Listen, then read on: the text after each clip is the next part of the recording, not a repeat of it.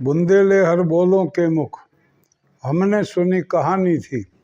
खूब लड़ी मर्दानी वह तो झांसी वाली रानी थी।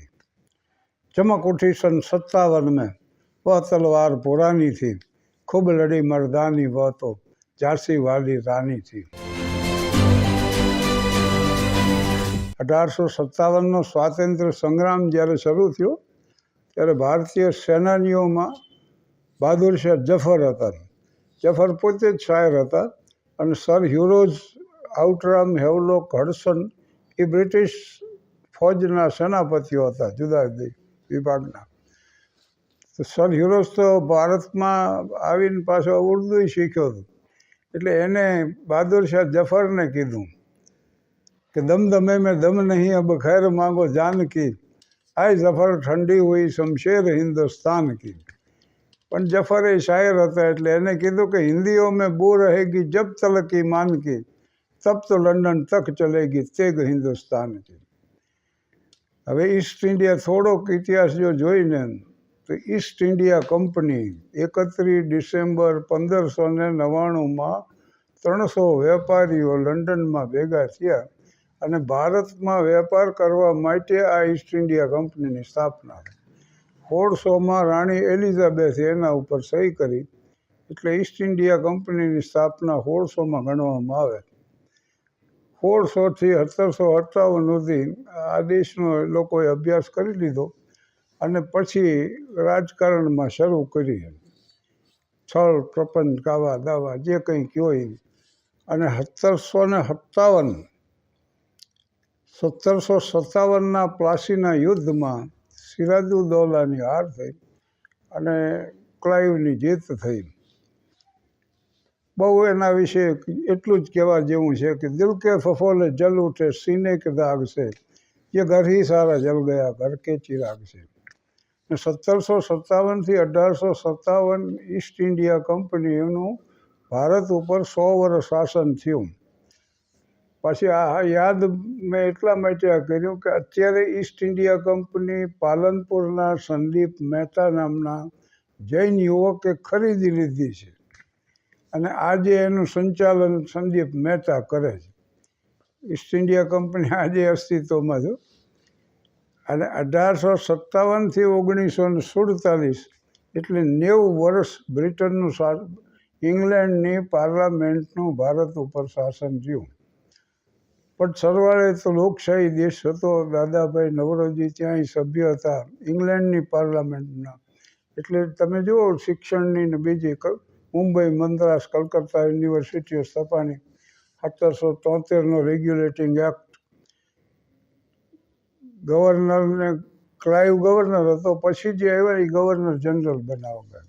કલકત્તાની અદાલતને વડી અદાલત બનાવવામાં આવી અને આમ આવો ઇતિહાસ શરૂ થયો.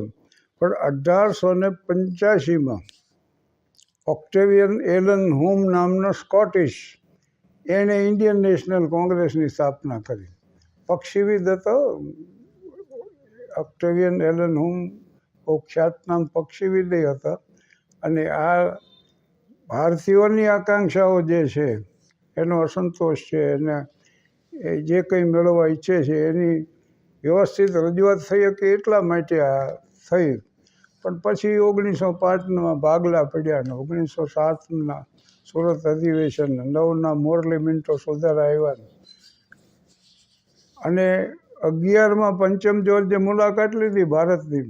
એટલે ગેટવે ઓફ ઇન્ડિયા એનું સ્મારક આજે એ વાતની સાક્ષી પૂરે. બંગાળના ભાગલા રદ થયા.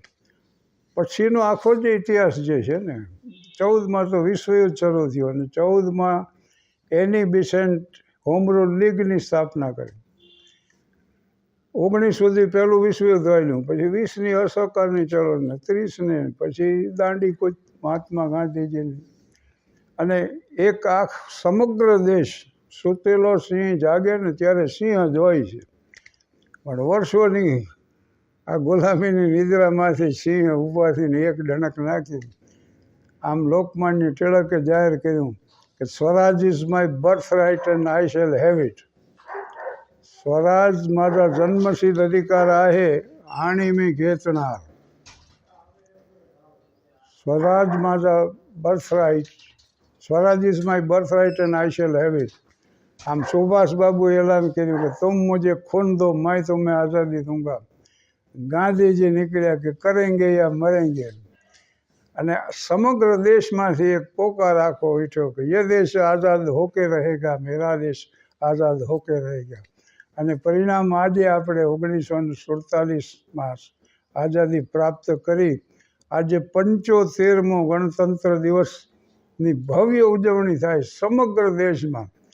અને આ 75 વર્ષમાં દેશે વિકાસ કર્યો છે, એ અભૂતપૂર્વ વિકાસ છે. મારું આજ સદભાગ્ય છે કે મારે ગણતંત્ર દિવસમાં લીંબડી ભાગ લેવાનો છે અને પછી રાજભવન ગાંધીનગરમાં સ્નેહ મિલનમાં હાજર રહેવાનું છે. એટલે વાત એટલી જ છે કે આજે કઈ કક્ષાએ ભારત છે. તો બિગલ બજ ઉઠા આઝાદી કા, ગગન ગુંજતા નારો से, मिला रही आज हिंद की मिट्टी नज़र सितारों से. कहनी है एक बात हमें इस देश के पहरेदारों से, जनता से, नेताओं से, फौजों की लंबी कतारों से, संभल के रहना अपने घर में छिपे हुए गद्दारों से. हर कर्म अपना करेंगे ऐ वतन तेरे लिए, दिल दिया कि जहाँ भी देंगे ऐ वतन तेरे लिए.